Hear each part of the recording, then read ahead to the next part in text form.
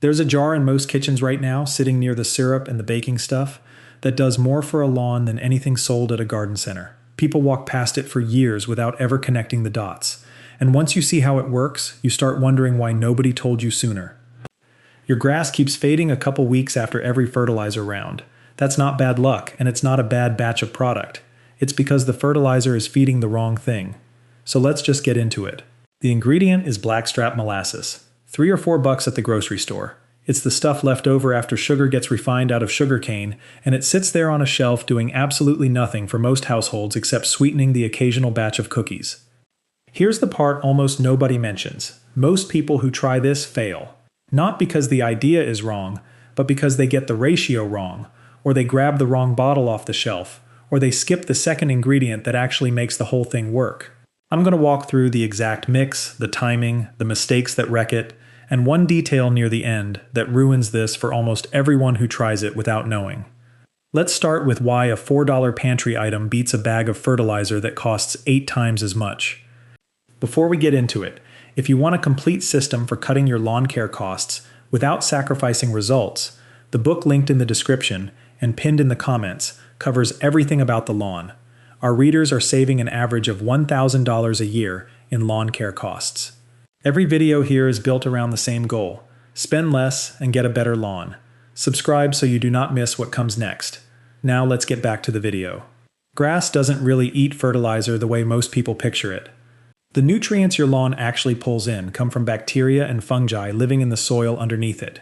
Those microbes break down organic material into a form the roots can absorb. Healthy microbe population, healthy lawn. Dead microbe population, and you can dump fertilizer on it all season and watch it do nothing.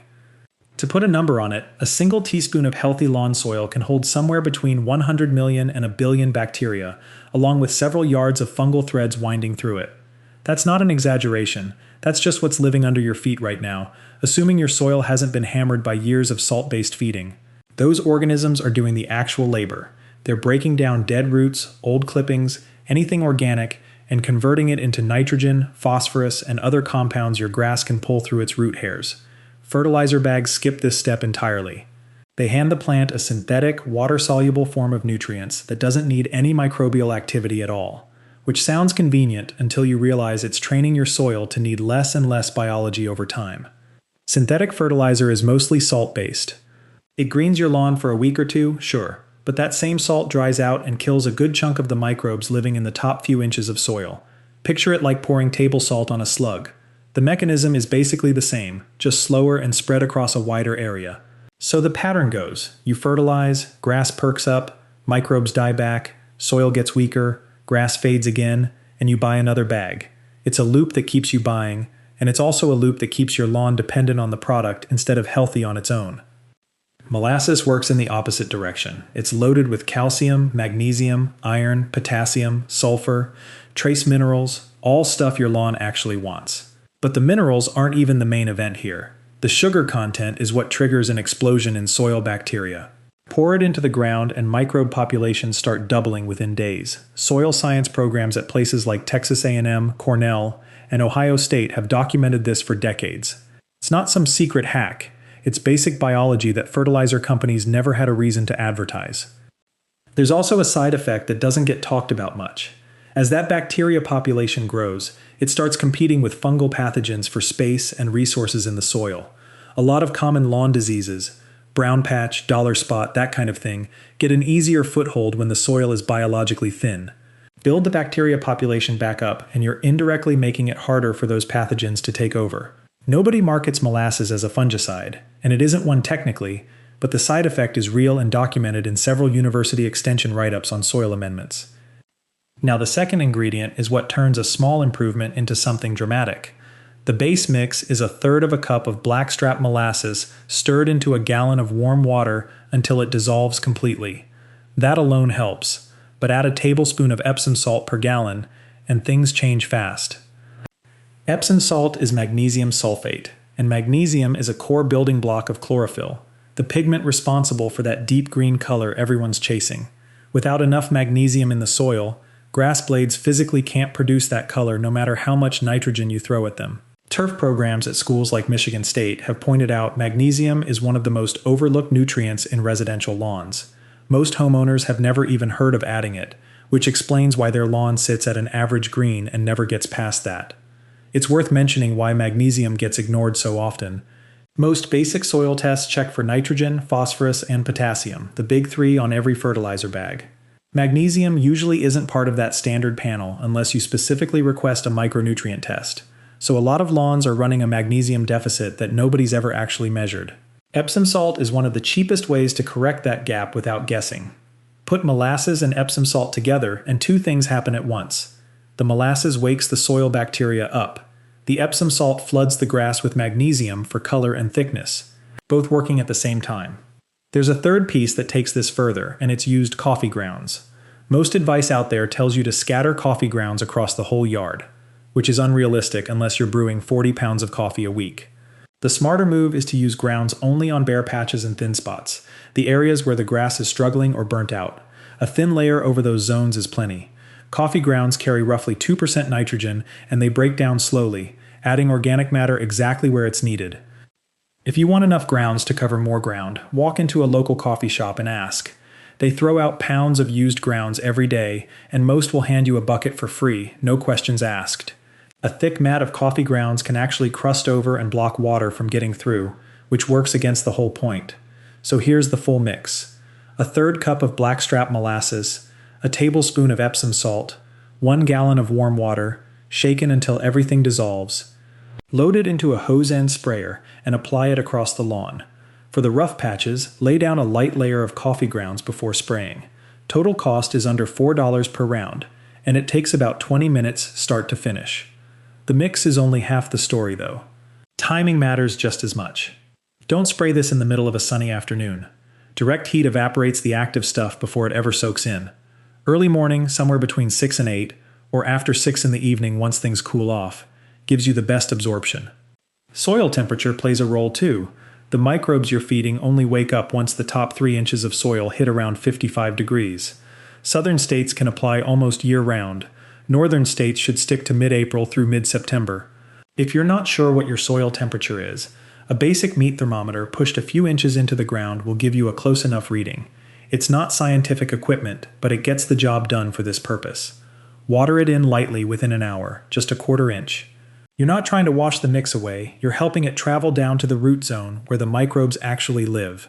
If you don't have a way to measure a 1/4 inch, set out a shallow tuna can while you water, and stop once it fills to about that depth. Old trick, still works. As far as frequency, every 3 weeks during the growing season works well, which lands around 6 applications a year for most regions. Going more often than that doesn't help, since the microbes need time between feedings to actually do their job. Mowing height matters here too. Raise the deck. Cool season grasses like fescue or bluegrass do best around 3.5 to 4 inches. Warm season grasses like Bermuda or zoysia sit closer to 2.5 to 3 inches. Taller grass shades the soil, holds onto moisture, and protects the microbe population you've been building up. There's a knock-on effect here as well. Taller blades mean a deeper root system, since grass tends to grow roots in proportion to how much leaf it's supporting above ground. Deeper roots pull water and nutrients from further down, which means your lawn handles dry spells better without you doing anything extra. And leave the clippings on the lawn instead of bagging them. Bagging is one of the more wasteful habits in lawn care. Clippings return up to 30% of the nitrogen your lawn needs in a year, completely free. As a bonus, the clippings break down and feed the same microbe population you've been building with the molasses mix, so the two habits actually reinforce each other instead of working separately. Stack all of that together, the mix, the timing, the watering, the mowing height, the clippings, and you end up with a soil ecosystem that keeps building on itself. Each round gets a stronger response because the microbe population is bigger than it was the time before. Color usually shifts within 7 to 10 days. Real thickness, the kind you notice underfoot, takes closer to 3 or 4 weeks. Now let's go through the mistakes that wreck this, because nearly everyone who tries a homemade lawn mix makes at least one of them. First mistake, using too much because more seems better. Doubling the molasses doesn't double the results. It actually overloads the bacteria, burns through oxygen in the soil too fast, and stresses the grass instead of helping it.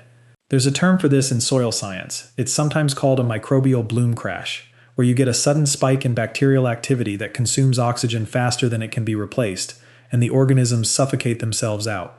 A third of a cup per gallon is the sweet spot. Patience matters more than intensity here.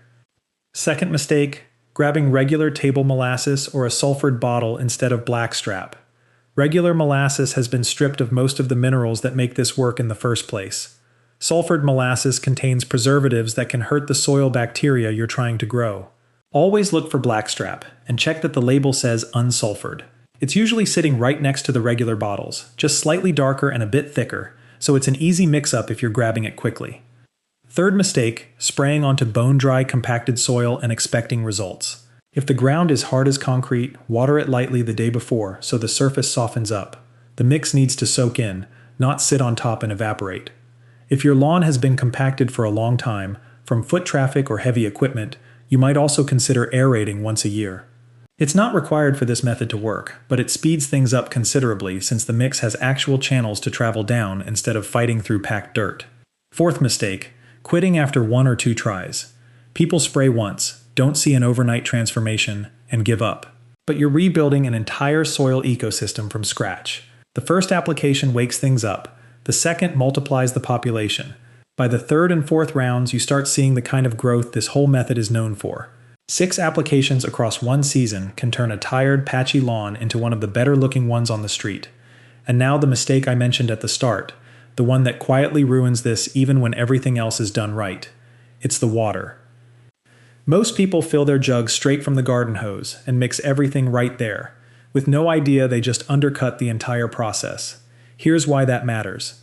Nearly all city tap water in the country contains chlorine or chloramine, added specifically to kill bacteria in the water supply.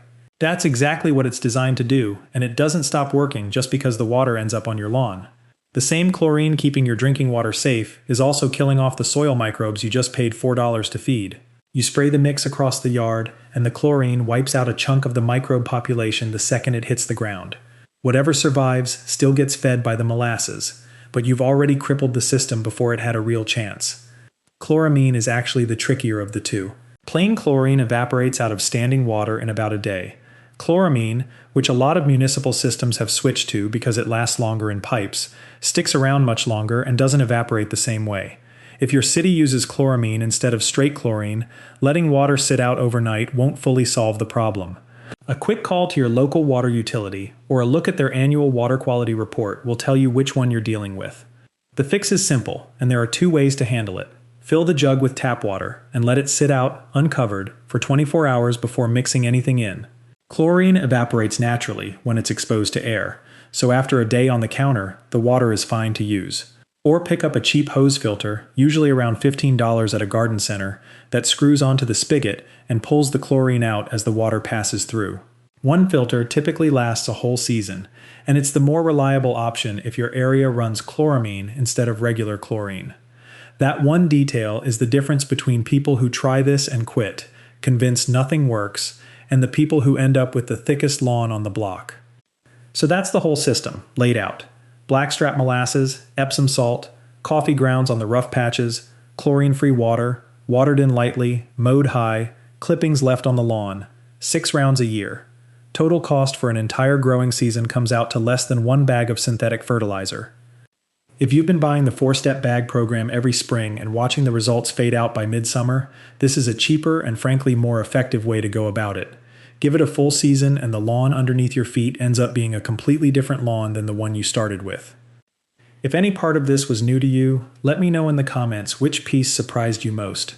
The molasses, the magnesium angle, or the chlorine sitting in your hose water the whole time. And if you want more breakdowns like this, stick around for the next one.